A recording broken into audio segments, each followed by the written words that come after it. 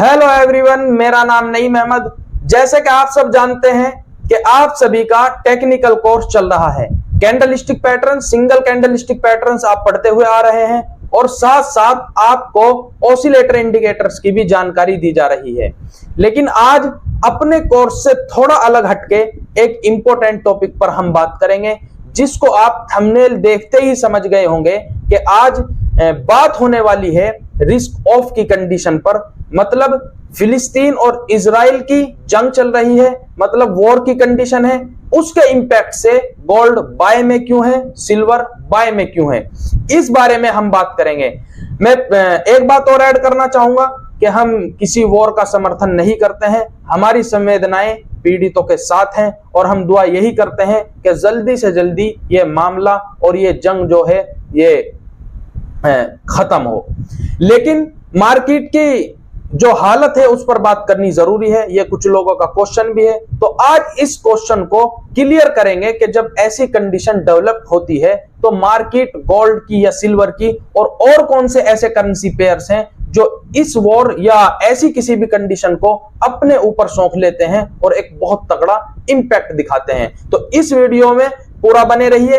इस चीज को जानने के लिए आपको आज रिस्क ऑफ, मतलब किसी भी तरीके के खतरे में जो मार्केट इंपैक्ट लेती है, उसका समझ आ जाएगा। सभी दोस्तों से मैं कहूंगा कि जो लोग नए हैं वो चैनल को सब्सक्राइब कर दें, वीडियो लाइक कर दें। वीडियो इंफॉर्मेशन से भरपूर होने वाली है। तो आइए जानते हैं, पूरे डिटेल में जानते हैं कि मामला क्या है। फाइनेंशियल फ्रीडम चाहते हो? Welcome to forex capital life. World की बिगेस्ट फॉरेक्स मार्केट का सीक्रेट।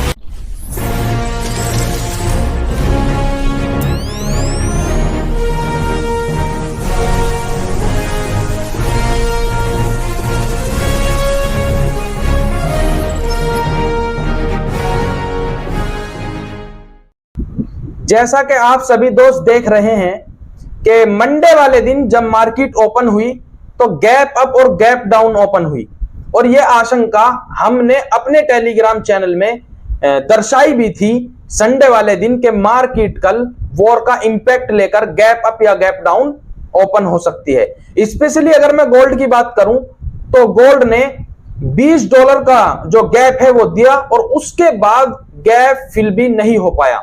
ये किस चीज का इंपैक्ट रहा? ये वॉर का इंपैक्ट रहा। मैं मंडे वाले दिन से रेगुलर रोजाना कहता हुआ आया हूं टेलीग्राम के अंदर। मैं आपको दिखा सकता हूं कि गोल्ड आपको जिस बॉटम पे भी मिले आप उसको बाय कीजिए। सिल्वर आपको जब जिस बॉटम पे मिल रहा है, जैसे ही रिट्रेस कर रहा है, तो आप उसको बाय कीजिए। ये मैं मंडे वाले दिन से रेगुलर कहता हुआ आया हूं और मैं अपने टेलीग्राम में ये आपको दिखा भी सकता हूं। मंडे वाले दिन की अगर मैं बात करूं तो जैसा आप सब देख सकते हैं कि मंडे वाले दिन का मैसेज है, उसके बाद निरंतर ये सारे मैसेज जो हैं ये मैं करता हुआ आया हूं। और लास्ट फ्राइडे वाले दिन, थर्सडे वाले दिन भी मैंने मैसेज किया था कि आप गोल्ड को बाय में ही देखें। और आज गोल्ड की यह हालत है कि गोल्ड 100 पिप का मूव देकर, या कहें $100 का मूव देकर 1932 के लेवल पर इस टाइम क्लोज है, जब ये सैटरडे वाले दिन ये वीडियो शूट हो रही है। अब मैं आपको इसकी डेप्थ में समझाता हूं कि ये जो कंडीशन बनती है, ये कंडीशन क्यों बनती है, और जब इस तरीके की कंडीशन डेवलप होती है तो गोल्ड को हमेशा बाय में ही क्यों पाया है। सबसे पहले मैं आपको समझाऊं, ज्यादा बारीकी में नहीं जाएंगे क्योंकि ये कोर्स का हिस्सा होती है और वीडियो लंबी होने का भी खतरा है, लेकिन ये समझते हैं। आप समझ पाएंगे कि जब भी रिस्क ऑफ की कंडीशन होती है, मतलब वर्ल्ड वाइड कोई भी ऐसी क्राइसिस होती है जिससे खतरा पैदा हो, तो फिर क्या होता है? लोग इन्वेस्टमेंट अपना सेफ जगह करते हैं, मतलब सेफ हेवन को तलाश करते हैं कि हमें इन्वेस्टमेंट उसमें करना है। तो अगर हम मेटल की बात करें तो सबसे ज्यादा डिमांड गोल्ड की बढ़ जाती है। डिमांड जिस चीज की बढ़ती है उस चीज के प्राइस बढ़ते हैं, ये आप सब जानते हैं।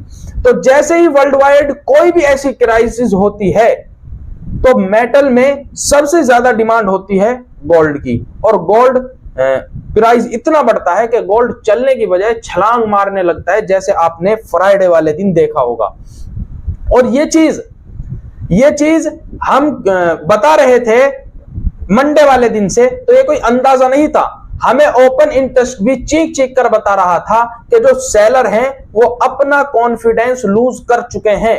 जैसे ही मार्केट मंडे वाले दिन गैप अप खुली तो ओपन इंटरेस्ट ने चिल्लाकर बताया कि जो अपने सेलर्स बैठे हुए थे, जो इस मार्केट को नीचे धकेल कर ला रहे थे, उनका जो कॉन्फिडेंस है वो लूज हो गया है और वो लिक्विडेट हो गए हैं।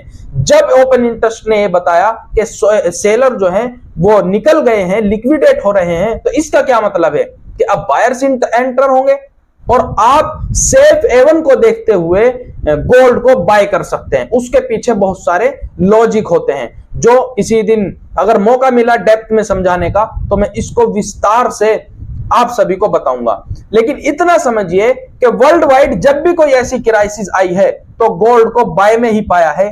इसका मतलब यह है कि रिस्क ऑफ जब भी होगा तो लोग सेफ हेवन की तलाश में जाएंगे, लोग इन्वेस्टमेंट गोल्ड में करेंगे, लोग इन्वेस्टमेंट CHF में करेंगे, स्विट्जरलैंड की करेंसी है, लोग सिल्वर को भी तरजीह देंगे और जापानीज येन को भी लोग खरीदेंगे। तो इससे इनकी डिमांड बढ़ेगी और इनकी डिमांड बढ़ते ही इनका प्राइस बढ़ेगा, जो कि एक अच्छा खासा मूव आपको देखने को मिलेगा, जो कि देखने को मिल रहा है। तो ये चीज सुनकर आप किसी का यह भी क्वेश्चन हो सकता है कि जिस तरीके का मूव गोल्ड दे रहा है, जिस तरीके का मूव सिल्वर में देखने को मिल रहा है और CHF USD के इतने मजबूत होने के बावजूद भी USD को मार दे रहा है, तो इस तरीके से जब आपने जापानीज येन का जिक्र किया तो जापानीज येन इस तरीके का मूव क्यों नहीं दे रहा? तो अगर आप किसी भी करेंसी की बैकग्राउंड की कहानी जानते होंगे तो आप ये जरूर जानते होंगे कि जापान में अपने पॉलिटिकल इश्यूज चल रहे हैं, जिसकी वजह से जापानीज येन इतना तकड़ा नहीं हो पा रहा है। ये एक अलग मुद्दे की बात है। सबसे पहले मैं आपको बताऊं कि किसी भी करेंसी को ट्रेड करने के लिए आपको यह पता होना जरूरी है कि इस करेंसी के पीछे जो हथियार होते हैं, जो सबसे बड़ा हथियार होता है वो उस मुल्क का सेंट्रल बैंक होता है। तो वो किस तरीके से सोच रहा है, वो अपनी करेंसी को लेकर या अपने इंटरेस्ट रेट को लेकर किस तरीके से उसकी थिंकिंग बनी हुई है, इसको जानना आपके लिए बहुत जरूरी हो जाता है। उसके बाद आपको यह जानना जरूरी हो जाता है कि जो उनके डाटाज हैं उनके डॉट से डॉट मिलाकर क्या मूव निकाला जा सकता है और इससे हम क्या समझ सकते हैं। ये जो करेंसी को चलाने के हथियार होते हैं, कोई पॉलिटिकल इश्यूज नहीं है या कोई उस मुल्क में कोई क्राइसिस तो नहीं है या कोई बैंक डूबने की या किसी भी तरीके की कोई कंडीशन तो नहीं बन रही है। ये चीज जब तक आपको नहीं पता होगा तो चार्ट में लकीर खींचने से आप ट्रेड नहीं कर पाओगे। ये जो नॉर्मली आपको बताया जाता है ये काम जरूर करता है। जैसे आपने मैकडी का नाम सुना होगा या और भी इंडिकेटर्स का नाम जरूर सुना होगा। ये काम जरूर करता है, लेकिन ये काम उस वक्त करता है जब आपको बैकग्राउंड म्यूजिक पता हो। बैकग्राउंड म्यूजिक मतलब जो पीछे से आवाज आ रही हो कि वो जो उनके हथियार हैं वो अपनी करेंसी को किस तरीके से सपोर्ट कर रहे हैं। अगर आपको इस चीज की जानकारी है तो आपके साथ ये भी हेल्प करेंगे ट्रेडिंग लेने में, वरना ये रॉन्ग फुट करने में कोई कसर नहीं छोड़ते हैं। ये मैं आपको क्लियर बता रहा हूं। जैसे मैंने मंडे से बताया है और मैं बताता हुआ आया हूं कि गोल्ड जब तक रिस्क ऑफ की कंडीशन बनी हुई है बाय में ही रहेगा। आज फिर ऑन रिकॉर्ड कह रहा हूं कि जब तक रिस्क ऑफ की कंडीशन है, ये वॉर का सिलसिला जारी है, गोल्ड रिट्रेस करते ही आप बाय की एंट्री ले सकते हैं, क्योंकि जब तक रिस्क ऑफ की कंडीशन रहेगी गोल्ड बाय में रहेगा और CHF पे भी आप नजर रख सकते हैं। मैं आपको एक बात और ऐड कर दूं, फिर वीडियो को खत्म करते हैं। जैसे यूएस अमेरिका में चल रहा है डेब्ट सीलिंग का मामला। डेब्ट सीलिंग की लिमिट बढ़ाने की कोशिश सरकार कर रही है और उसको अपने अपोजिशन से लड़ना पड़ रहा है। अगर ये उनका सपना साकार हो जाता है और यूएस जो है वो डेब्ट सीलिंग को की जो लिमिट है उसको इंक्रीज करने के लिए तैयार हो जाती है और ये उनका मामला बन जाता है, तो इससे जो उनकी यील्ड है उस पर बहुत फर्क पड़ेगा और उनकी जो यील्ड है वो शूट अप कर जाएगी। इसकी वजह से जो डॉलर इंडेक्स है उसको एक बहुत जबरदस्त मूव मिलेगा और ये बहुत तगड़ा होगा।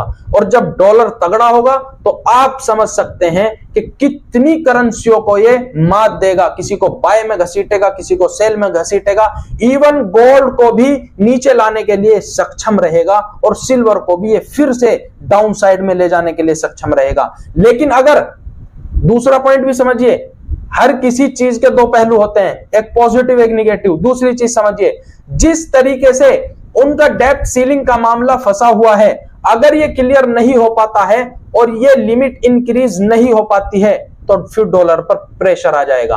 और आपने देखा होगा कि डॉलर पर जब भी प्रेशर आया है, जब जब यूरो ने उसका सबसे ज्यादा बेनिफिट उठाया है। तो अगर डॉलर प्रेशर में आएगा तो आपको euro, Canadian dollar, Japanese yen और स्विट्जरलैंड की करेंसी है CHF, ये आपको जो है बहुत तगड़े देखने को मिलेंगे। और मैं सबसे ज्यादा प्रीफर करूंगा कि यूरो आपको बहुत ज्यादा चलता हुआ नजर आएगा और गोल्ड और भी ज्यादा अप जाता हुआ नजर आएगा। डॉलर इंडेक्स डाउन साइड में आपको देखने को मिलेगा अगर उनका डेब्ट सीलिंग का मामला, ये जो इंक्रीज करने की बात है, ये नहीं हो पाती है। तो इस तरीके से जो इंटरडे ट्रेडर्स हैं उनकी नजर इन न्यूज़ पर होनी चाहिए कि डेब्ट सीलिंग का मामला किस तरीके से चल रहा है, उससे वो अच्छा बेनिफिट उठा पाएंगे। ये सब चीज जानने के लिए आप हमारे टेलीग्राम में भी ज्वाइन हो सकते हैं। और मैं एक बात और ऐड कर दूं कि हमारे नाम से, जैसे फॉरेक्स कैपिटल लाइफ नाम से टेलीग्राम चैनल और भी बनाए हुए हैं और हमारा जो लोगो है उसको भी यूज किया हुआ है। जो लोगो आप यूट्यूब पर देख रहे हैं, यही लोगो टेलीग्राम चैनल पर भी हमारा लगा हुआ है। तो इसको चुरा के यूज किया हुआ है और टेलीग्राम चैनल बने हुए हैं। तो मैं आपसे रिक्वेस्ट करूंगा कि आप जब टेलीग्राम चैनल में जाएं या ज्वाइन हो तो वो हमारे लिंक के थ्रू हो, क्योंकि आप सर्च करेंगे तो उसमें बहुत सारे आ जाएंगे तो आप कंफ्यूज हो जाएंगे। तो लिंक के थ्रू हमारे टेलीग्राम में ज्वाइन हो सकते हैं अपडेट जानने के लिए। उसमें जो लोग ज्वाइन हैं वो मंडे से बहुत अच्छी ट्रेड कर रहे हैं, ये मुझे उम्मीद है। और जिन भाइयों के मेरे पर्सनल मैसेज आए हैं वो अपने फीडबैक शेयर कर रहे हैं, मुझे बहुत खुशी हो रही है। इसी तरीके से आप हमारे चैनल को सब्सक्राइब करिए, कोर्स चल रहा है और ये चलता रहेगा। और अगर कोई अच्छी अपडेट आपको शेयर करने के लिए मिलती है तो मैं आपके साथ जरूर शेयर करूंगा, चाहे वीडियो के माध्यम से करूंगा या फिर टेलीग्राम में तो डालता ही रहता हूं। तो आप वीडियो लाइक कीजिए। बहुत बहुत धन्यवाद आप सभी का।